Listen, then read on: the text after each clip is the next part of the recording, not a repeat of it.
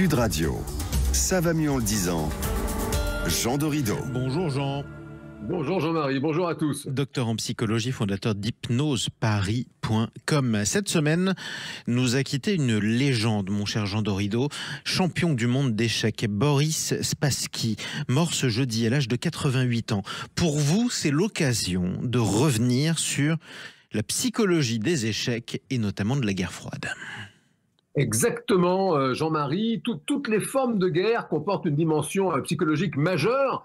Comment démoraliser l'adversaire, le rallier à sa cause, ou comment s'arroger le soutien de l'opinion publique. Ce sont des questions au cœur des préoccupations des puissances en présence. La deuxième partie du XXe siècle, elle voit les USA, l'URSS s'affronter, bien sûr, dans les stades avec les Jeux Olympiques, et aussi sur les 64 cases du jeu d'échecs. Lorsque Boris Spassky devient champion du monde en 1969, l'URSS à ce moment-là domine de façon hégémonique la discipline. C'est à l'époque, pour les participants du régime soviétique, le triomphe de l'intelligence face à l'esprit mercantile des États-Unis. Mais en 1972, patatras, tout bascule. Alors tout bascule, qu'est-ce qui se passe précisément en 1972 ?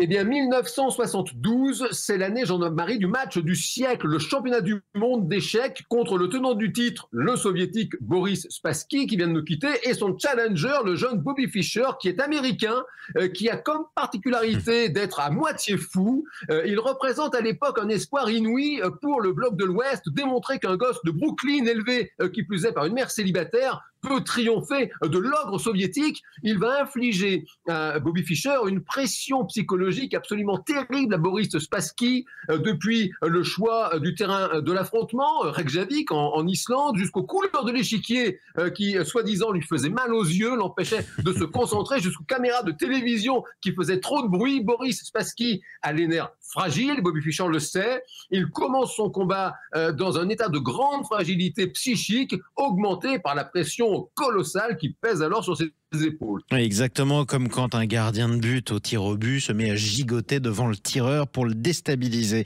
À l'issue du match en 1972, c'est à l'avantage de l'Américain. Un coup de tonnerre. Oui, c'est un coup de tonnerre, Jean-Marie. Spassky gagne certes la première partie ainsi que la deuxième par forfait de son adversaire, mais après, il ne parvient plus à contrer l'Américain. Fischer s'impose au bout de 21 parties. Il met fin au règne soviétique. Spassky rentre en URSS en état de disgrâce. Il s'installera en France en 1976 et il a quitté la France à la toute fin de ses jours. Il a passé tout le reste de sa vie quasiment en France. Exactement, Jean. Aujourd'hui, que deviennent ces guerres psychologiques symboliques ? Est-ce qu'on les retrouve ?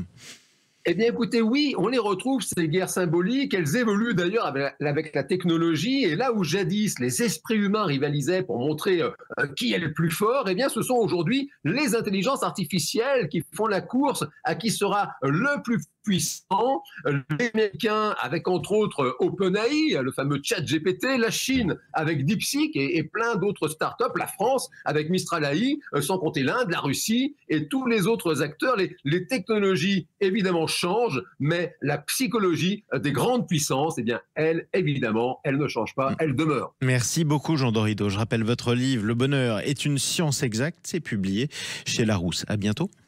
À bientôt, Jean-Marie.